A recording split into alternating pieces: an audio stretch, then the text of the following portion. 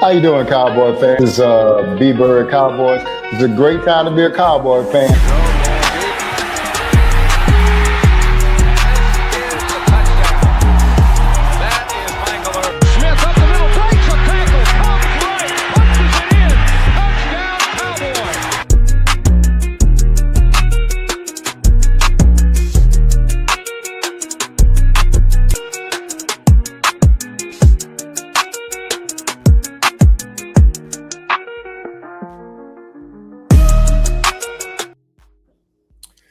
Hey, what's up, everybody? This is B.Bird Cowboys. I'm on with Cowboy Joe tonight. We just come on to chop it up. We was talking offline and just say, hey, man, let's jump on and talk and have a show. So everybody that's going to come on, welcome on. And Cowboy Joe, how you doing today, man? Man, I'm good. We just kind of flying here, putting it together. I was going to see if I can link my channels here, Yeah. but I may have to call Jules in to show me how to do that. But man, I mean, I'm good. How about you? Oh, everything's great, man. Like I told you offline, just getting ready for a family reunion tomorrow and all other things that, that come with just, being a husband and a father. That's about it, man. Yeah, and I told you we having ours here the weekend of July 31st. So this year we turned it over to the young people to organize it. Yeah. So my son is part of that committee and my niece. And I just been in the background coaching them along the way because you know how these things can kind of get out of hand. Absolutely. So who's the organizer for you guys? Well, we have a cousin, Kathy, up in Austin. That's kind of the head, but she doesn't have a lot of people down there. So last time she did a lot on her own, but we have more people down here. So she asked, could we do it? So we're doing it down here. I got the building probably about 4 or 5 miles from my house. Real nice facility and hotel, and so we did all that stuff. And my daughter, my oldest daughter, got involved. Her and my son-in-law, so they're doing real good. We kind of handing over the baton to them a little bit at a time. So same thing with y'all. We're getting them involved, man. They got good energy, good ideas, and and my daughter has an outstanding personality, so she does real well in front of the mic at the family reunion. So. But anyway, man, I that's enough of that. I guess people are coming on here to hear us talk Cowboys talk. So, what about the mini camp and what have you seen? The things that you like? Because let me tell you, Joe, we talk about a lot of things we don't like, but let's talk about a couple of things that we like on this thing, man, a little bit. What do you like with this 2026 version of the Dallas Cowboys? So I was on with my best friend earlier. We was talking. I was in the car. Went to a hardware store. And he's really excited about Christian Parker. And so I told him it kind of reminds me of when, Norv Turner came in. So Norv at that time was kind of the whiz kid. He came in and something that he did like pretty quick. So he kind of changed the culture of the Cowboys. He was real. I just remember back in the day watching some footage of Norv Turner at practice with Emmett and Troy, and Troy dropped back, to do a play, and Norv was just like, no, that's not the way you do this. This is what you need to do here. And so I think that Christian Parker has that same type of mentality. He's a great teacher. It looks like he got a great scheme. So I'm thinking this defense, man, I really believe they can go from like 32 to 15 or so. Yeah. So I mean that's the thing that I think has a lot of people excited. Then I like the coaches too, some of the assistant coaches that they brought in. So on the defensive side of the ball, I'm feeling really, really good about where this thing is gonna fall.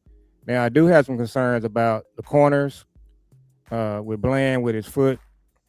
And I want to ask you about Bland, because there's a lot of people that are down on Bland. Yeah. And I was a Bland guy, but that injury he has, that's a tough injury to recover from. Now I've seen some guys kind of come back from it. Dez did. He wasn't the same, but he still was pretty good. Julio Jones had a similar injury. So and keep talking. I'm gonna get some paper right quick. Okay, so that foot injury is one that's just kind of tough when you get it. It's, any position you play in football, if you have a foot injury like that. Matter of fact, I think if you got a knee injury, I think those are coming out better. That foot, man, Yeah. it can go either way. Yeah. So I'm hoping that if he's healthy, I think Bland is solid. Is he Deion Sanders? No. And Diggs wasn't Deion either, by the way. Bland does a good job with tackling. So um, I'm looking at Kobe Durant over there too. I think he's going to be your other starting corner. Yeah. And then I want to get your input on Ravel. I'm not sure how he's gonna look there. What do you think? So we'll go to Bland first, and I think Bland had a spectacular season with all the interceptions and the pick six, broke the record. But the thing about turnovers that are always that they're kind of so they're good, but if you rely on them, then things can go bad when you don't get them right. They can masquerade a lot of things. Like if your defense isn't good, but you're getting a lot of turnovers, well, nobody's going to really know because you're blowing teams out. Why? Because you're getting turnovers. But the problem has been that we get to the playoffs and we don't get those turnovers anymore, and it kind of exposes our defense. But back to Bland, I think one game that kind of, left a bad taste in everybody's mouth, that game against Seattle a couple of years ago, where DK Metcalf was eating him up, and then they had to put Gilmore over there. So I don't know. I think if you take away like I'll ask you this question, and we can go to Ravel. So if you take away the interceptions, I mean, what do you think about his play, just overall cornerback play? So I like his physicality. I like the way he tackles. He'll come up, he'll support the run. He does a good job of tackling. And I can see people concerned with some of his coverage skills, but to me, he's always a guy that he's gonna be on the receiver. He doesn't get beat a lot. Now last year he was just injured, so I think that skews a whole lot of what happened with him. But even that year when he had the 5 pick sixes, that game against Seattle, he came back in that game and had a pick as well. Yeah. So I just think I think overall he's a good football player when he's healthy. So I think he's going to be okay if he's healthy. Now I have a lot of concerns about Ravel. I'm looking at him. I'm wondering if he's it's when I look at him, he looks more like a safety to me. He doesn't really have the hips, I don't think. So just kind of what do you feel about him? Well, we don't know because it was kind of unfair to put him out there last year. It shows you how the deficit we had at the cornerback position when we had to play Ravel with a knee brace. That may have been the first time. I think Cowboy Joe, me and you probably got about 80 years of watching Cowboy football, at least more. I think it was more than that. But I don't know if I've ever seen a cornerback play with a knee brace. And that shows you just how bad we were in need of play last year. But I don't think you can actually take anything from Ravel last year and then like put it to this year, right? I think it's a wash. Only thing he can get is like the experience that he had last year, maybe the mental part where he's got some things down. But I think what I heard was that in minicamp he looks fresh, man. They say he looks new, look like he hadn't been injured or anything like that. So hopefully, because I think some people are projecting him as a first round draft pick without the injury when he got drafted. Mm-hmm. So I wish we would have redshirted him. I said that a lot last year. Hey, this year here we're already struggling. Hey, let's just go and redshirt this guy, because what you don't want is the psyche to be destroyed because he's getting beat on plays and this, that, and other when he's not even healthy. So I'm looking forward to him. I mean, the thing about it is, I think I've been trying to say this for the longest.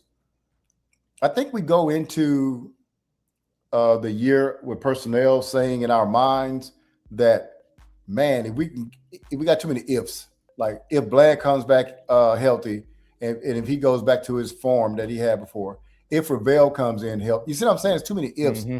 We got to have some things that are definite, and we just don't have those right now. But I was encouraged by Kobe Durant. Not Kobe Durant, but Ravel, and them saying that he was looking real smooth and real, confident in his in the minicamp. So I was really encouraged by that because I think they've done a great job of getting the safety room, getting the talent turned around in the safety room. But the cornerback room, and I love Kobe Durant. I tell you what, I told y'all before, those are the kind of guys you sign to a 3-year contract. And we only signed him to a 1-year contract. So we'll be negotiating with him in next year because I think we all identify that he's a player, man. But the cornerback room got a lot of ifs in it, but that thing comes around, man. That'll be real. That'll be real good. And I want to give a shout out to Dallas Cowboy hard hitter. Thanks for joining us tonight, man. Feel free to put whatever you got, your thoughts in the chat, and we'll definitely address it, man. Hey, this is Thursday night. Hey, come on with us. We're glad to have you on. And I'm trying to get the link so I can put it in my Twitter. I'll figure it out here in a minute. Hold on 1 second. I think I might be able to do it this way. But yeah, Kobe Durant. So I finally got a chance to look at him. I was very impressed. And of course, I remember that game he played against the Bears, freezing up there in Chicago. He was the MVP of the game. Yeah, he was. Yeah. And then, another thing I like about him, so I went back and saw some, he played in high school. He was the quarterback. He played a little bit of running back. So he's a pure athlete. Yeah. And you could just see it. It jumped off the screen. So I'm looking forward to seeing him play. And then on Reveal, look, I'm pulling for him. I hope he comes in. And look, if we get Reveal, Durant, and Bland, and then you throw in some of the other guys that we got, if they're healthy, man, I think they're going to do really well. And so, but yeah, I expect to see Reveal a lot. I'm in the mindset of all of these guys need to play. And I did see the interview that Reveal did. He talked about what happened last year, and the bottom line is he shouldn't have played. Yeah, so, we all know that. Yeah, I didn't like that at all. And you got to look at the front office and just say why do they always kind of seem to make these guys want to play when they hurt? But yeah, it says a lot about him. So I'm looking forward to seeing him playing in the safety room. I'm really looking forward to that. I think we got that room kind of turned around pretty quick. They did real good. And so Locke, Jalen Thompson, and then I've been looking at Downs a lot. I actually watched his podcast with his brother. It was pretty good. Yeah. But he's just a buttoned up guy, man. He just you can just see it. It just comes off the screen. He knows what he's doing. He's confident.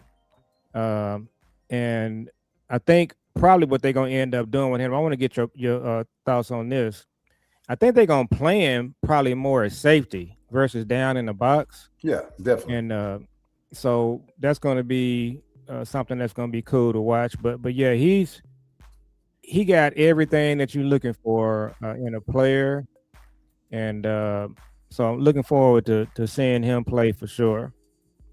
Well, I'll tell you one thing, man. He has the pedigree. I mean, the guy played for Saban at Alabama, and then he rolled over and played at Ohio State, and was a star of both places. This is one of those players that we could look 8 years from now and say, man, we drafted a Hall of Famer. Because what it is, this is thing where you match talent with drive, and this thing to whereas he's ate up, for lack of a better word, that we use out in Texas. He's ate up with football. Like, he loves everything about football. I mean, he's the dude that's going to watch film. He's going to get all kind of edges that he can get, and he's going to apply it, man. He's smart, and coaches like CP love those kind of guys. You got to, because both of us just love football. We love the X's and O's. So I don't know how he fell to us, man, but I remember how excited all four of us was on the draft show that we got him. And we feel like we got the best player to draft. You know what I'm saying? And people will be like, well, the safety position is not mine. No. When you do it right, the safety position could be a catalyst to change your whole defense around. So I am so excited that they didn't say, hey, we got two safeties already. No, they went and got the best player, and I was excited about that. So I think he's a savant, man. And I think that you got a guy, and I'm going to move into this because this is another topic. I think for the longest, man, we didn't have a technological advantage. What I mean by that is our schemes have always kind of been a step behind on defense and sometimes on offense also.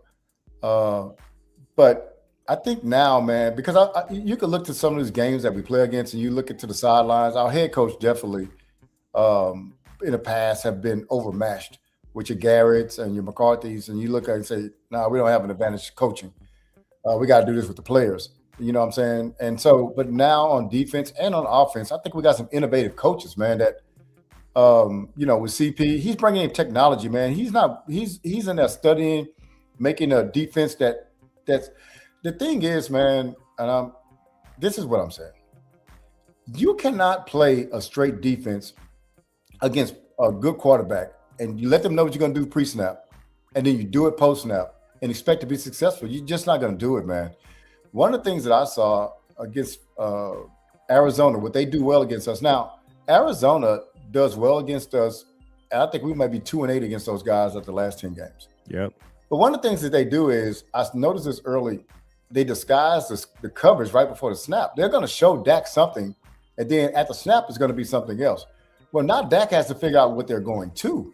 That takes time, man. And then now the wide receivers have to figure out what they're going to. All those things take time. And so, but that time is the time for the pass rush to get that, just to mess up the whole rhythm of the play.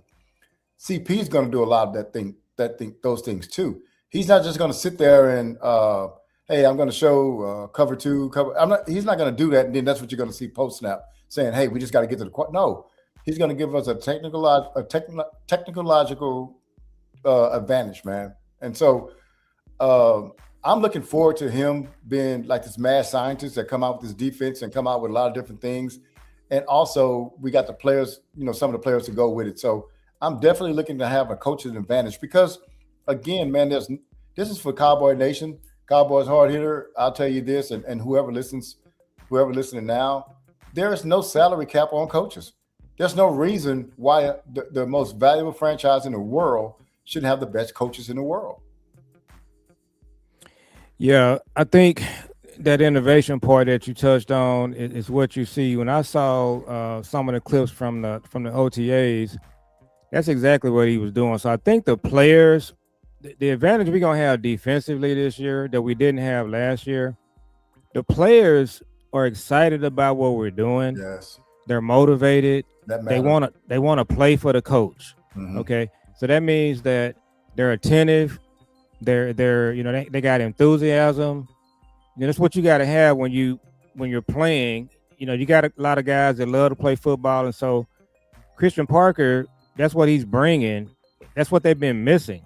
They missed that last year. They didn't like the coach. They didn't like Eberflus. They didn't want to play hard for him. Yeah. They never talked about him. But the players that I've seen, OTAs, minicamp, you put the mic in front of them and you ask them about Christian Parker, they just light up. So that's just going to transfer to the field. So yeah. I think you're right. I think it's going to be something that is going to be really state of the art. And the other thing that he's not going to do, if we're in a game in the first half, second quarter, and something is not working, he's not going to just stay with it. He's going to make an adjustment. You can already see that. And I also think he's going to listen to the players. If the players are telling him, hey, this is what we're saying on the field, he's going to take all of that in. So I think he has the ability. I'm going to say this right now.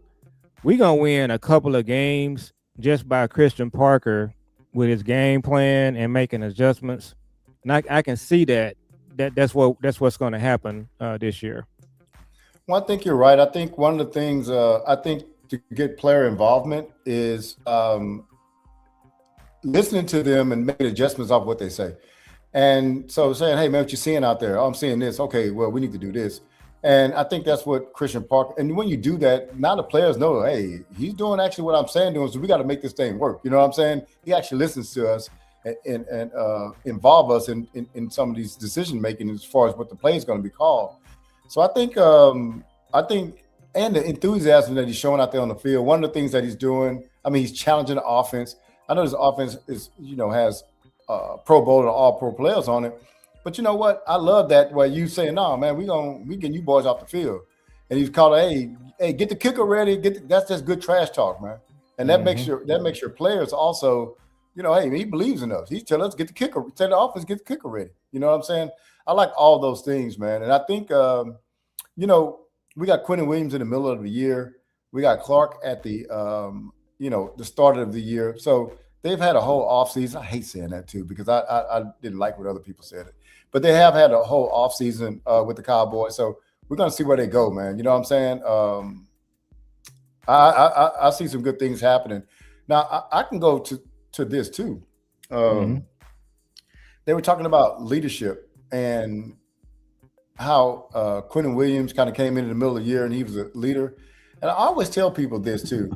If someone comes in the middle of the year and they become a leader, it's because there was a void there. They had no leadership last year. So we've got Quentin Williams, I'm sorry, and Clark coming in being leaders. You got Downs. He's just a natural leader. So you got some guys that are going to play with some pride, man, that's not going to accept giving up 30 points a game. So I watched Will Steele a couple of days ago. I know you're a big fan of his. Oh, yeah. And so he had one of the content creators on, and they were just talking about this scheme in detail. So I'm looking at it on my screen now. So this is just one of the they're looking at here with this defense, how they're going to play it. So, he kind of has Kenny Clark playing a little bit off the center. And then Quentin Williams is playing a gap over. And then they've got Otito Obanya, kind of got him playing like a 3-4 in. And then you got Rashawn Gary and Donovan Izaraku. And so Rashawn Gary, I'm starting to come around on him. I saw a couple of things on him. He was, again, just doing that thing you were talking about from the leadership standpoint. Yeah. So he's the guy that I think is going to surprise some people. I think he is probably not excited about the way, he got traded. I think he had to take a little cut in pay or something there, which is kind of weird. But they say that he's, in practice, he's out there leading guys. So I think Rashawn Gary might surprise some people because he's motivated to play well. And I think they like what they're seeing from him. So Donovan Izaraku, tell me what you think about him. He's coming off that hip injury. Yeah, so I think he's going to eventually be a good player. But I think if you go look at the history of defensive ends, they just don't play well from the start. I mean, you had Michael Parsons, go over to be a defensive end, and he did well. But I think I did some research on it, and like since 2015, you've only had 6 players that got double-digit sacks his first year. I think what ends up happening is they're playing against professional left tackles, man. And they're not, they're usually coming out, they might play against 2 or 3 of them a year, but we talk about seasoned professional left tackles and right tackles. So it's very hard to get a sack in the NFL. So, but now you go in, because, he had 16 and a half at Boston College. And so, but what ends up happening, he'll go back in the offseason and he's going to rehab. But also what he has to do is say, okay, I got to go to somebody. I got to get better. Why? Because 2 sacks last year, that's not good enough. So we have not seen the best of him yet. But any defensive end at this point in time, after his rookie year, we should have seen the best of any defensive end. It takes guys along. Kavion Chason just came around last year. You know what I'm saying? So it takes a while for these guys to come around. Maybe year 2 a little bit, year 3 maybe. Yeah, you got some guys that show flashes. The kid in green, the Giants, number 5, and Abdul Carter. No, not him. The tall Thibodeau. Yeah, Thibodeau. And then you got the kid Hutchinson at the Lions. They kind of came around faster, but they didn't even have 10 sacks double-digit sacks their first year. So a lot was put on Izaraku, but he's not. So we'll see what we got with him. I still got promise in him. If anybody's trying to judge him off last year, that's just not. And fair. then we also don't know when he got hurt. We don't know what game it was or when it was. So Will still pointed out that they're going to have him probably playing his natural position, so he's going to be standing up, rushing. So I think that's going to help him as well. I do like Barham, the linebacker from Michigan, and then Lawrence, the rookie that we drafted. So I think, with all those guys, my friend I talked to today was telling me the same thing. He was like, you can't really look at sacks. You got to look at pressures and what you're doing on the back end. So I think this defense is going to just put the guys in a position to make plays. And I like that. Just Quentin Williams, Kenny Clark, this defensive line, man, I'm gonna tell you something. They're going to be stout. You're not going to see running backs just running downhill, untouched. I think that's going to be huge for us.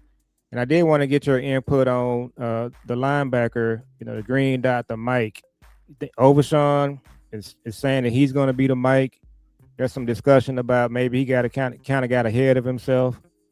But what you think about the linebackers? What would you like to see there? I still would like to see them try to get Brooks from Miami myself. But if we got to go with Overshawn, Barham, and Winters, what do you think about that linebacker room? It's not bad. Now let's just talk about this. This is not a bad room, but it depends on the health, right? For one thing, I don't know. Let's go to Barham. So they showed him in rookie minicamp. I didn't know that dude was that big, man. Yeah, he's big. He's a big hulking like figure. Yeah, I was like, God, dog, is that a defensive end? It's a linebacker. So he's a big guy. I don't know the last time we've had a guy that size, man. That linebacker position. So, and he's physical. That's what he's known for. So when you got a big guy that's physical like that, that's pretty doggone good, man. D. Winters coming from San Francisco is pedigree. They have great linebackers, man. Their backup guys are great. So, I like where he came from. That's almost like getting a wide receiver from Ohio State. You know what I'm saying? You know he's going to be good. You know what I'm saying? Because why? They wouldn't have gotten him if he wasn't good. Ohio State wouldn't have. Overshawn, now, I think the first show we had, together, me, you, I said, I am not a huge Overshawn fan. And y'all kind of like, what? We love Overshawn. I like players that play. So I like him when he plays, man. He got good, but you can't make the club in the tub, baby. That's all it is to it. So yes, he's good, but can we rely on him? I mean, I don't know how many games he's played in his Cowboy career. Maybe. I think it's 16 or 17. Yeah, and I think this is his third year, maybe third year. Yeah. And so if he can play, and then the thing about it is, like, I want to get to that point, me personally, where he go makes a good tackle. I'm saying, get up, get up, get up. I want to stop saying that, because I've been saying that whenever he goes out and he gets in contact. So I think right now, man, the Winters trade was good because you got him from a good place where they breed linebackers over there. Overshawn is a heck of a player, and Barham is. I'm excited about him. I'm also excited about him because Big Time stamped him. And if y'all don't know out there, if y'all don't know out there, Big Time is a big Michigan fan. Yeah. So he has intimate knowledge of Barham, man. So we asked about him, and he raved about it, man. Just told him what he was, and he's a physical guy. I like our defense to be more physical than be, the finesse defense, put it that way. Yeah. So bringing those jewels on. Oh, okay. So, I was a big University of Texas fan. So I've been watching Overshawn for a long time. I was a fan. But yeah, you're right. It's all about his health. Huh? I'm sorry. I just read his text. He told me to keep him backstage. He's doing some stuff. Okay. Go ahead. I'm sorry about that. Could you repeat? So yeah, I've been an Overshawn fan since Texas. Yeah. And but yeah, it's all about the health for him. I think if he's healthy, he's gonna play well. And the same thing with him as we talking about with Bland. I think Overshawn, he's kind of a lanky guy. Yeah, so, he is, man. When he gets down in the pile, you got to be careful with, a lot of times coaches will just tell players to stay off the ground. Correct. Stay out of the piles. Yes. And that's what he has to do. Hmm. Uh, I did watch D Winters. I like what we're seeing now. What we're hearing too. I don't know if you heard this. They said that in minicamp that the Mike linebacker, Overshawn, Barham, and some other guys, they were rotating at the Mike, whereas D Winters, they kept him on the field the whole time. Yeah. So it looks like he's going to be the guy for that outside linebacker part, Okay. and they're just trying to figure out who's going to be, the green dot of the Mike. So you got Overshawn, Barham, and it's somebody that I'm forgetting. Now, I'm I want to talk about Leo Foul because I got a problem with the way this thing is going with Leo Foul. So I really like Leo Fowle's rookie year with Zim. He was active, he was making plays, and I think he's an interior linebacker. So I was kind of disappointed when I heard they were talking about moving him to edge. So I think he's kind of getting lost in the shuffle. But I think Leo Fowl should be getting some snaps at Mike on that green dot. And so I want to get your thoughts on that. Yeah, I think last year was a lost year for him because I think his rookie year he made some strides, but then I don't know what happened with the coaching staff last year. I don't know why they didn't use him. He's a physical player, man. I mean, he doesn't mind contact. I think the more physicality in Dallas, the better.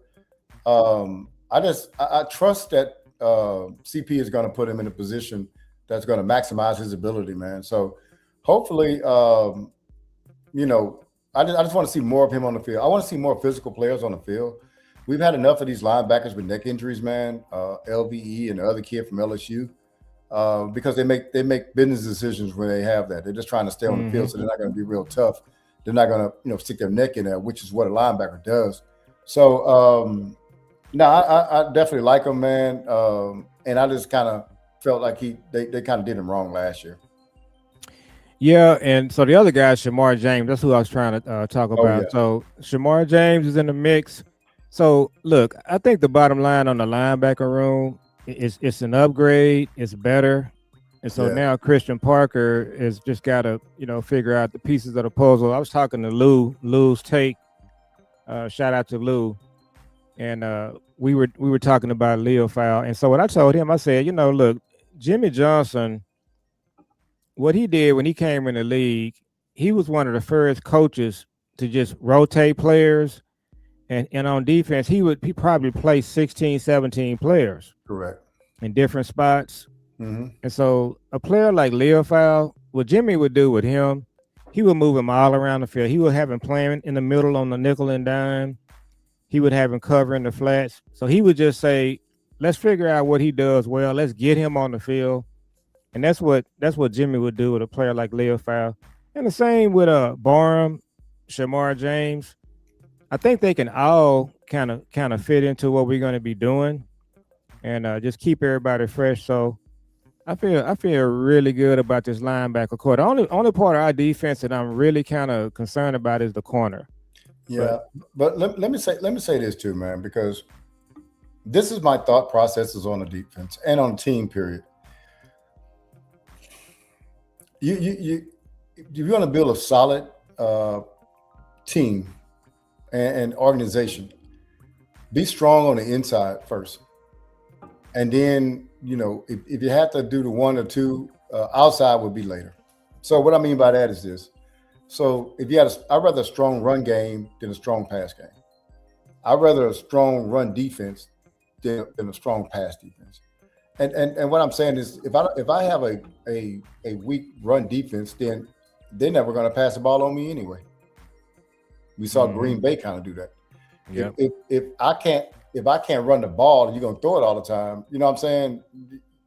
A pass is passing the ball is not always successful, but running the ball, I just hand the ball off. We just move you. We control the time. We control everything.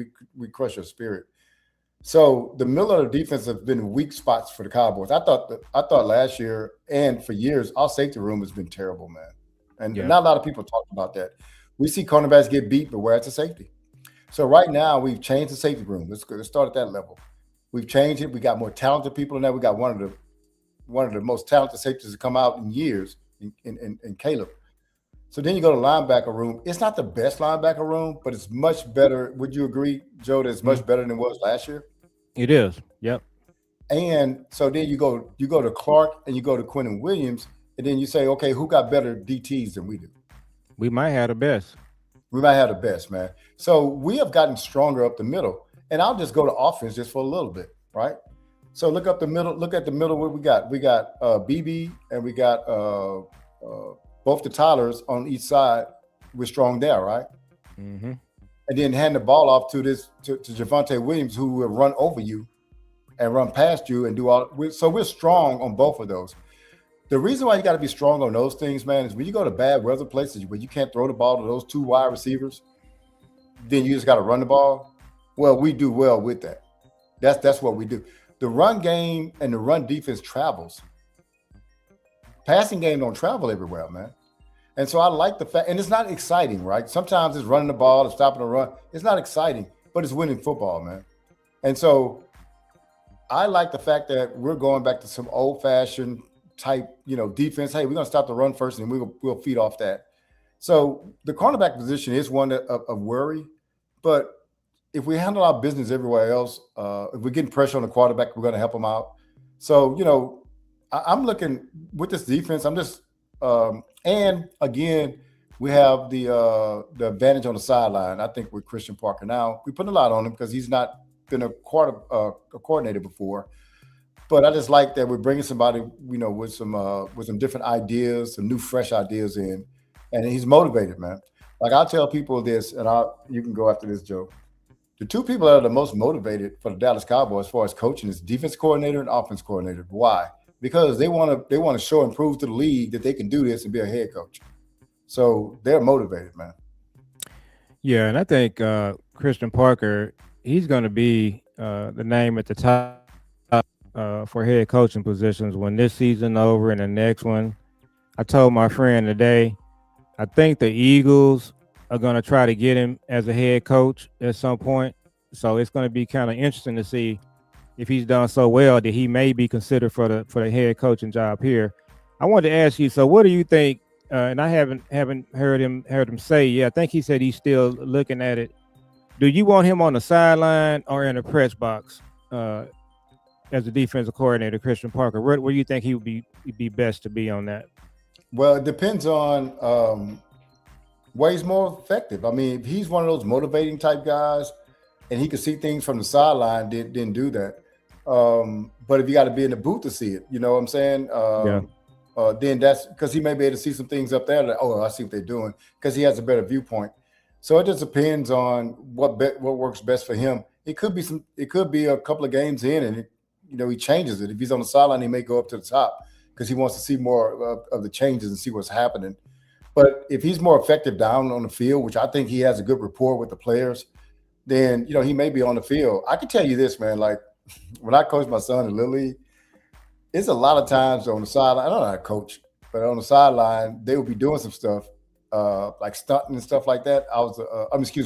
They'd be doing some different blocking because I was defense coordinator.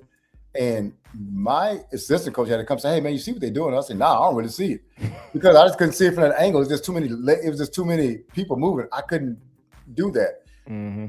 Some coaches can do it; they can see it like from the sidelines. But if I was up top, I would have been able to see it. You see what I'm saying? Yeah, and I think so. Dan Quinn was up in the booth.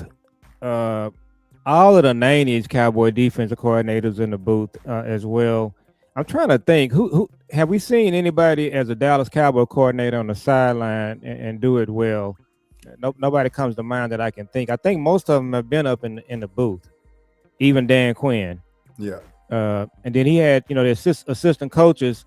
Now, and I was talking about this on one of our OG podcasts with what's the cornerback coach name that had to dress everybody like Al Harris? Al Harris. Al Harris, thank you. So I think one of the reasons that Dan Quinn was able to be up in the booth is because he had Al Harris on the sideline. Al Harris was the one that was talking to guys coming out the field, kind of doing the motivating thing. Correct.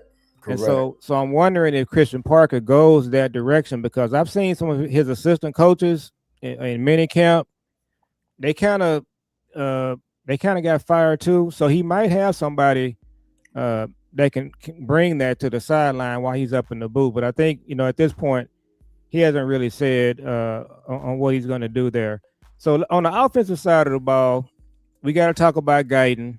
We talked about this on the OG podcast too. I saw a couple of things that he did this week. He was at an event, and there's some other offensive linemen there. I They're did all see working that. out. I saw it too. Yeah. So I really like to see that from him. I think he's gonna, he's gonna be the man, and I think they're gonna just go with him as long as they can. I just think that his build, he's so tall and the long arms. When guys got bend, they can beat you. And of course, my fam is Colin Simmons. Correct. Yeah. I think if he was going up against Colin, he would have a hard time because Colin he's really low. He gets low to the ground. He's about 6'2", and so those are the kind of guys he's going to struggle with. So what do you think about Guyton as we get ready to do this thing? Well, let's just start off with saying that I watched Colin Simmons at Duncanville. Big fan of his, big fan of that team that year because they had crazy talent on that team. Probably got 3 first-round draft picks maybe on that team. And I saw him his first year at Texas, and I was not surprised. So it is not embarrassing to get beat by Colin Simmons, even if you're Guyton, because he's probably going to be a top 5 player when he comes out. I never liked – okay, so let's talk about this. When I saw him, I was like, God, he's built like a guy that don't work out. You know what I'm saying? Like he's built different. He's real tall, but I think I like the fact that they're putting pressure on him, put it that way. I don't need anybody that played like Guyton. And to me, I don't think Guyton played as bad as everybody thought as everybody said they did. Everybody proclaimed he did. It's tough playing that position for one. You're going to get some really good guys every week. But I like them kind of saying, no, his position is up for grabs.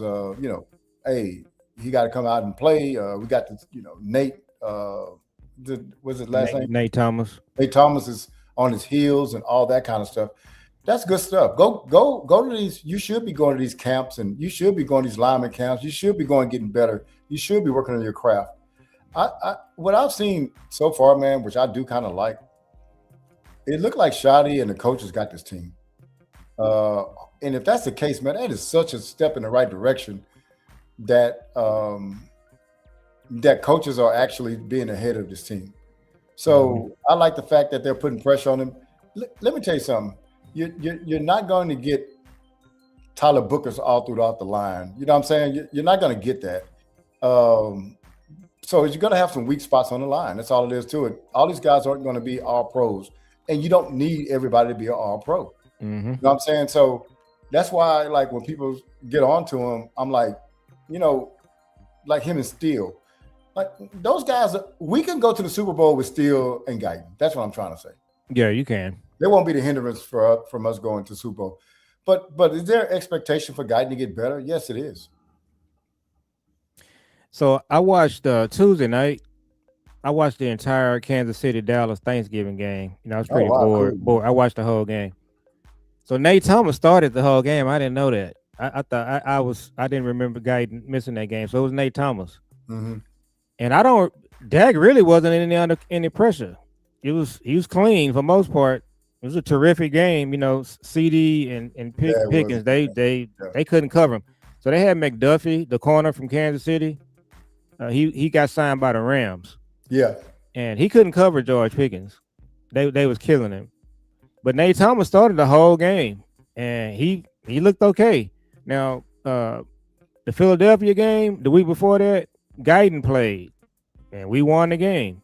So to your point, we can win with them. Yeah, we can win. And then that's coaching too. You got to do things that help him out. If you see he's kind of struggling with somebody that has been like Colin Simmons, yeah, or Micah, somebody like that, then you just, get him some help over there. So I think Shotty, you said it. My best friend was talking about this earlier. I think Shotty and Christian Parker, they're going to do whatever they got to do to win games. They're going to do whatever they got to do to make adjustments. They're not going to, you remember that year that Jason Garrett was a coach and we had a guy down in Atlanta, gave up like 6 or 8 sacks and they didn't do anything to help him? Yeah, absolutely. Yeah, then they're a record. Shotty would never do that. So I think with Shotty, and then you got Clayton Adams and Yeah. the offensive line coach. The name escapes me at the moment. So they're coaches, man. That they're gonna make adjustments. And so if you think about this too, think about our season last year with Guyton and Nate Thomas. There never was a game where we just said, Dak is just getting killed. Did he get hit every now and then? Yeah, that's gonna happen with any team. So I think you're right. I think that between Nate Thomas and Guyton, I think you can win a whole bunch of games because you got the coaching, and they're gonna make adjustments. They're not gonna leave. They're not gonna just let them leave. Let them hang out to dry. They're gonna have some help there. You talking about Connor Riley, the O-line? Connor Riley, yeah. Connor Riley and Clayton Adams. Still struggles at. He's a pretty good run blocker. So yeah, you know what I'm saying. Like we can't look for all pros and Pro Bowlers across the line, man. They've had a lot of teams that won Super Bowl without that. So we don't need that. We just need to be solid in some positions. I don't need these guys to be bad. I just need to be solid. You know what I'm saying? Not all pro, just solid. So I think the Guyton still can be that, man. Yeah, and then so your interior guys, you got BB, Tyler Smith, Tyler Booker. I think you're talking about all pros right there, possibly. Yeah. They're going to be Booker. They were saying that Booker was our best lineman last year. He was a rookie. That's crazy, man. So with those guys returning, they're just going to be better. And then, of course, we got to talk about the running backs. I think my son is a big fan of Javonte Williams. And we got to talk about Blue. It's just, boy, that Blue conversation, man, it's just people. I don't understand why he gets so much talk. He's a 5th round pick. Anything you get out of him, you just winning. So there's some discussion that they really want him to be that second back. We have to just wait and see. I'll say this. I was telling you, I'm a big Texas fan. I watched a lot of Texas. He really wasn't a starter. He's third string. Yeah. He really made a name for himself when they played Ohio State. He scored a couple touchdowns out of the backfield. But man, look, I just think that he takes a whole lot of grief, but I think he's gonna get a shot. And then I like Malik Davis. I just still ain't figured out why Malik Davis never gets to play and be a part of this whole thing. That game I watched Tuesday night, Kansas City. Yeah. Malik Davis had like a 40-yard touchdown in that game. Played well. Oh, yeah. And he's a hard runner, man. He's a inline runner. He doesn't have a lot of wiggle, but we don't need it. Like, he's kind of a Javonte Williams light. Yeah, so you got him in the mix. Let's see who we got, and who's our other back? We got the guy that came from the Jets, Abanaconda. Yeah, Abanaconda. Now with him, man, I like him. I saw the film on him, man. It was just nothing that you don't. He's 5'10", 217. He ran a 4.3 40. He got some wiggle. To me, I don't understand why it's not coming together for somebody like that. And then, so this is also Chat and Joe. I'm just not looking at the measurables because they're great. I'm looking at when I saw him film. I'm like, this dude got wiggle. I mean, he's out running people. I mean, he's doing real well. He played for Pittsburgh in college. I don't understand why that's not hitting in the pros. Do you have an opinion on that? When you and Big Time were talking about him, I never actually saw him play. I had the same questions. Now, in this mini camp we just had, it wasn't a lot of talk about him. They did say that Malik Davis and Maffa were getting some snaps. They didn't say anything about Abanaconda. He was there, but wasn't a lot of talk about him. So yeah, I don't know what's happening there. I think the Cowboys, they've done the last 3 or 4 drafts they've had. It's really weird how they didn't really look at the running backs there. They had some good running backs on the board. Cowboys do this too, B-Bird. They just take a position, whether it's, they did it with safety. We saw them do it with linebacker, where they just say, you know what?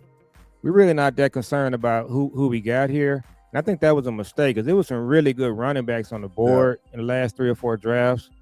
So that's kind of surprising me the way they're approaching that. But look, they might just have a lot of confidence in Javonte, in Blue and Mafa, and they may just feel like they can just go with what they have. But I think they need to. I would like to see them get another back myself. So I'll tell you this: I am so pro running back. Uh, I don't think I don't think that anybody realizes the bang for the buck you get out of a running back.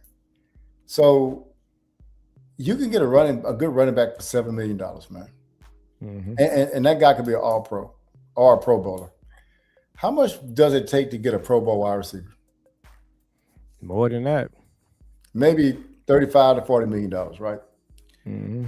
But who's gonna touch the ball more? Who touched the ball more as far as Saquon versus AJ? Saquon. Saquon versus Devontae. You see what I'm saying? You could add those two guys up. They still don't touch the ball as much as him, but they devalued that position. The issue is since they devalued it, now it's low stock. It's time to buy it. That's why, man, I would have two dudes on my team, Javante and somebody else, maybe the young man from the Saints. I would have guys like that on my team all the time. So if one guy got hurt, I still got another dude that can run the ball, man. I really love the running back position because it's so undervalued, it's so devalued that now it's time to buy. Linebackers the same way, but we're talking about running backs right now. So I would definitely do that. Now, like you said, Blue is. I didn't think a lot of him coming out, and I don't know why they put a lot of pressure on him. I think you kind of hinting to that because. I mean, the guy was drafted in the 5th round. I mean, what do you expect from a 5th round draft pick? He's a slight guy. He's not big at all. But again, man, he was third string at University of Texas. Two dudes had to get hurt to get him some playing time. So I don't know. I just don't know. I don't know about. So we were doing mock drafts, Jules and I. We did those for the last. I think we started about 2 years ago with this. Everybody's doing mock drafts. So the year that Blue was in the draft, we did 100 mock drafts. There were some drafts where we took Blue in the 5th round. There were some drafts we took him in the 6th round, but we never took him in the 1st, 2nd, and 3rd round because that draft had so many good backs. So they got him in the 5th, but it's like everybody just going crazy talking about Blue. So, man, look, I just think that, we're going to see, I say this right here, we're going to see what he has. Yeah. He's going to either do well or he's going to flop because I think he's going to get a chance to play. I saw some interviews he did. I was impressed with what he said. Sometimes it's just maturity, but he's going to get his shot. I just wish they had. I know I really like Devin Achan. He was in that draft. They could have took him. Yeah, man. Look, I know about him, man. He played down here, so I know. All they had to do was draft him. He was there. Yeah, he played Fort Bend Marshall, baby. Yeah, in this last draft, it was a running back from Washington State. He was on the board when they took the lineman from Penn State. And they should have taken that back right there. He definitely would have been your number 2 back. But he's the type of player that he would have pushed Javonte Williams as well. But they just left him on the board. They didn't take him. So the front office still does a lot of weird stuff to me that I don't like, as far as building the team. Mm-hmm. But yeah, this I agree with you. And then you look at us. We've been around for a long time.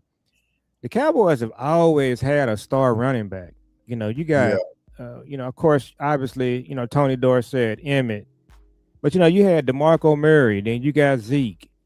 So we've always had that bell cow star running back. And Jerry is right there watching all of this. So why are they, from the front office, why do you think they're not just trying to get that star running back here for the Cowboys? That's what we used to seeing. Well, I think they're following the trend of the NFL to say, hey, man, a running back, hey, you can find a running back anywhere. They're not that important. I think our guys in the front office kind of catch trends late. But I am a very contrarian type person. I think that when everybody's going to this pass happy, 4 wideouts. I think now is the time to, because defenses are going to adjust to that. So they're going to have smaller linebackers. They're going to have smaller safeties that can run with wide receivers that can covering wide receivers, wideouts, tight ends, and all those guys is going to be of the premium. So what do you do? Well, since they're all physically set up to run and schematically set up, physically set up to pass, defend, and they're physically set up, mentally set up also for that. Well, now it's time to run the ball. Like this thing's going cycle. Like, yeah, you'll get, so when everybody was just running the ball 3 yards in a cloud of dust, and then you bring out a passing game, you're going to catch everybody surprised. You probably can win you some Super Bowls during that time. So if you even look back, man, you old enough to remember University of Miami Hurricanes, Florida State football. Why were they better than everybody else? Because the rest of America still was doing throw on third down only when you have to. Run the ball, wishbone, veer, all that kind of stuff. They came in with a pro style, throwing the ball on first down. We're going to throw it 30, 40 times a game. Nobody was ready for that. Mm-hmm. That's why they really hadn't been back since they went last year. But those teams hadn't been back. Why? Because people caught up to them what they were doing. Now everybody's doing the 4 wideouts. Everybody's doing that kind of stuff. So they don't have the advantage anymore. So I think that the contrarian approach to football is the way I would do it. When everybody's, getting these pass happy teams, now it's time to run. When everybody's run happy, now it's time to pass. You know what I'm saying? I would just do things differently with that. So if you look at the last 2 Super Bowl champions, yeah, not just the last 2. So the year before last, you had Saquon. Yeah. And then this last Super Bowl with Seattle, Kenneth Walker, he was the MVP. Did he win the MVP? Yeah, he won MVP. Yeah. So again, you got the blueprint right there. Mm-hmm. Right now, you just need to get. Now, is Javonte Williams? Is he Kenneth Walker? Is he as good as him? He's probably about the same, I guess. About the same, yeah. If he's healthy. Yep. And so he kind of, the last 4 or 5 games last year, I think he kind of got banged up a little bit. So that lets you know right there, you need to get another guy. So, but look, I think that they still got a chance to bring some other people in. If he's healthy, he's probably the guy. I hope they do keep Malik Davis. I watched Maffa a lot at Clemson, and he's okay. I don't think he's he's not a star running back. He's probably gonna get a shot at it too. He kind of, Maffa is probably more like Javonte than the other guys they got. So yeah, we're gonna just kind of see how that out kind of shapes out here. Yeah. So Joe, I guess, man, hey, it was great talking. Do you have anything else? No, man, I think we're good. I think we kind of covered it all. Yeah, we're gonna just man. So yeah, we'll so we got training. So when is the actual start of training camp? What's the date? I think it was July 29th, maybe. It was a little bit later this year because my birthday's on the 24th, and I usually have it right at my birthday, but I think it's on the 29th to start. So we got a little, dead period here. So we just gonna be bouncing on and off, doing some different content. So I was on with Jules. I think we did Tuesday night, and so we'll catch up with Big Time and get our OG podcast back going. It was good to do it on your channel. Yeah, I like your intro. You said your daughter did it. Yeah, my daughter did that, man. Yeah, she did, and that's the first time ever doing the intro. So my older daughter did it, and I said, "Hey, can you do it?" She said, "Yeah." I said, "Well, thank you." So we working on a video that we've been working on for probably a year, and hopefully we can get it done. It's gonna be pretty fun when you guys see it. It's something real unique about a Cowboy fan, and it's really cool. So we hope we can get it done. My son is working on it, so he's doing the school thing and working and taking care of my grandson. I think when me and you decided to go on, my grandson was swimming. Yeah, he's in the pool. He showed it to me. Yeah. So yeah, he got daddy duty, and then this weekend is my grandson's birthday, so he's gonna be in Houston actually. Oh, cool. And so he'll be down there. We got a whole bunch of family down there. Yeah. And but now we gonna bring them up here in July. If everybody send their money in. But we're gonna have a 3-day family reunion. Yeah. and it's just gonna be, So what are y'all actually doing? So y'all got Friday, Saturday, and Sunday? No, but it's got Friday and Saturday. I Okay. didn't put my church on there because my church is actually in Galveston, and we're going to be Okay. in League City.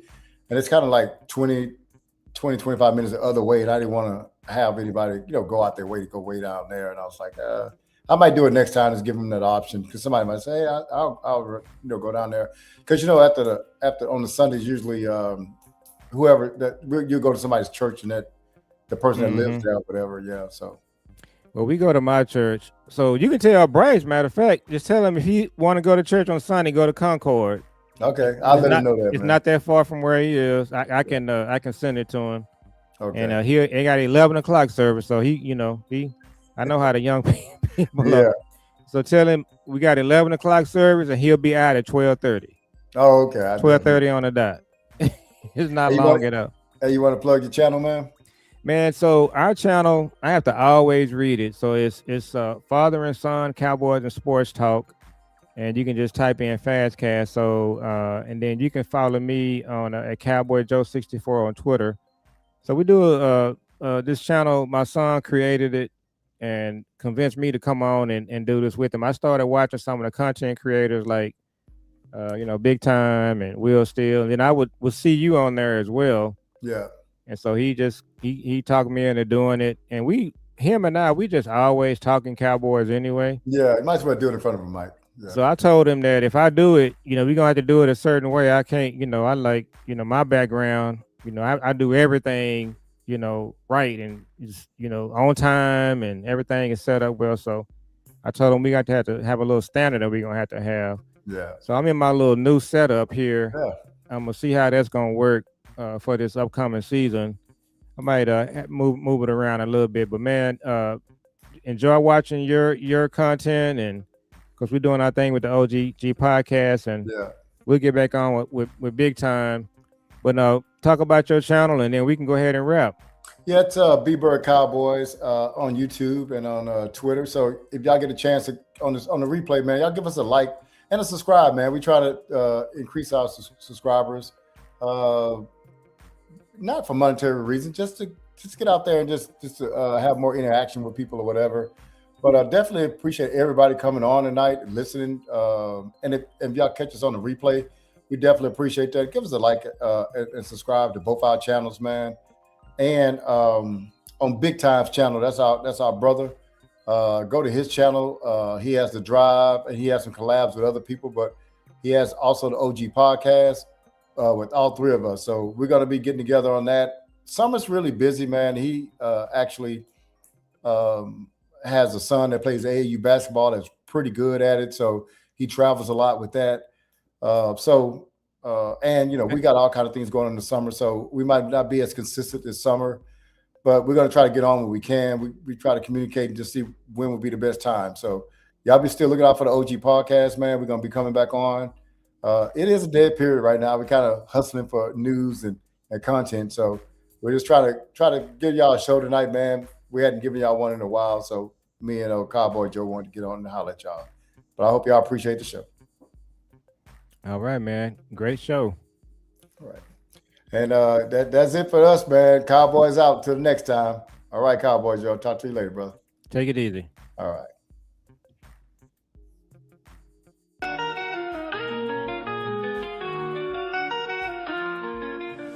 How you doing, Cowboy fans? This is B.Bird Cowboys. It's a great time to be a Cowboy fan.